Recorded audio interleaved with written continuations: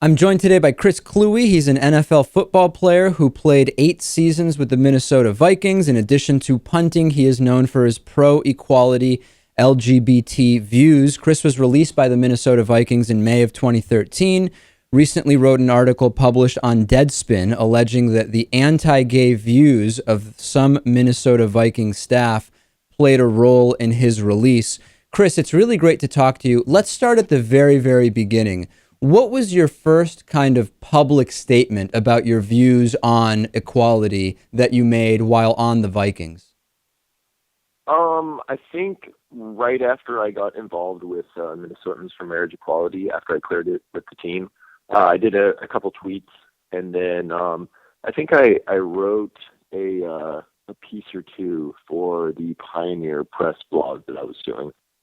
Okay. And when you did that, did you have any sense at all of what the kind of position was of your fellow teammates, the coaching staff, any staff on the Vikings? Did you have any sense at all what their views were on gay marriage, for example? No, not really. I mean, no one really mentioned it. It was, just something that I was doing on my own time, and no one really seemed to care. Okay, so what was the first time you remember where there was some kind of feedback about what you were doing from someone on the team, either positive or negative? After the first Deadspin letter I wrote went viral, that was when I started getting feedback, primarily from my special teams coach, Mike Prefer, in the form of homophobic comments that were kind of half joking, half serious, but it was something that up until that point he had never said anything like that before. So was he kind of like, you say half joking, he must have obviously known that to you this was a serious thing. Do you think the half joking was kind of to feel you out, to see how strongly you felt, or what do you think it was that made him kind of do this in this half joking manner that I totally know what you're talking about? Yeah, I don't know for certain. It could have been just trying to get under my skin, kind of normal locker room ribbing, where everyone just makes fun of each other. It could have been something. Maybe he was seeing, hey, is this guy gonna say anything to me if I say something to him? I honestly don't know. Okay, and then what was your sense of what your teammates thought? I mean, what do you have a sense of whether your teammates cared at all about gay equality? Is this an issue for them? What was their sense? Yeah, I had quite a few teammates come up to me, and about 60% of them agreed with me fully on the issue. They said, hey, thanks for writing the letter. We think that gay people should be allowed to marry just like straight people. Who cares how you live your life? And then about another 40% came up to me and said, we may not agree with you on this issue, but we really appreciate you writing the letter defending Brendan. And then we'd have conversations, and it would always be respectful. It would always be, okay, here's my view, here's where I'm coming from, and here's my view, here's where I'm coming from. So it was very much a respectful discussion of the issue. Okay, so then before you were let go by the Vikings, after we'll get to kind of the after the fact, but before you were let go by the Vikings, what specifically happened that, if anything, made you think, okay, my outspoken views on this may actually create a problem for me as an employee of this team? Well, probably the day after the Deadspin letter went viral, when the head coach, Leslie Frazier, called me into his office and said, you need to stop speaking out on this at all. Like, you can't speak on this anymore. That was kind of a hint that, okay, yeah, this is, you proceed at your own risk here. And then was there an explanation? Was it kind of like I don't like you doing this, or was it this is coming from above and this is going to be a problem for you? No, it was just, don't speak about this. As the head coach, I'm telling you not to speak about this. And I told him I was, this is something that I think is important. This is something that I think needs to be addressed, and I'm not going to stop speaking out, because I feel that, as a head coach, you always tell us to do the right thing, and I feel this is the right thing, treating people with equality. And then between the time that conversation happened and when you were ultimately released by the Vikings, were there more sit-downs like this with him or other people?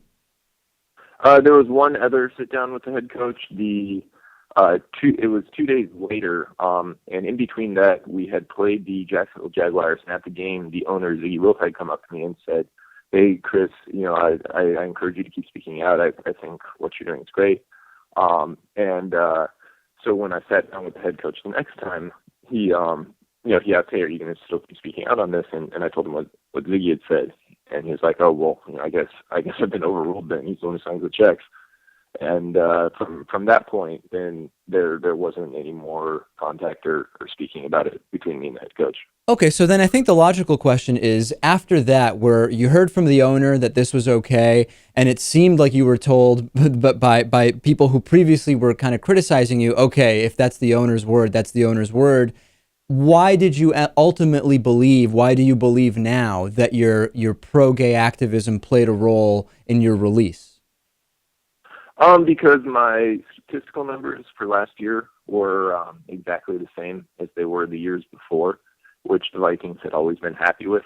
The punting strategy that they told me to do to get higher and shorter so that it would be easier for our special teams unit to cover it. I was doing that. There'd never been any indication of dissatisfaction with my job, and my release came as a complete surprise because they drafted a punter in the fifth round when they still had positions of need open at other positions, and a lot of sports commentators at the time were like, "Wait a minute, why are the Vikings doing this?" They had other things they need to address. So at that time, I was like, okay, yeah, they're definitely getting rid of me. So I'm going to go back and look at everything that happened, and it was pretty clear to me that it was not based on my football performance.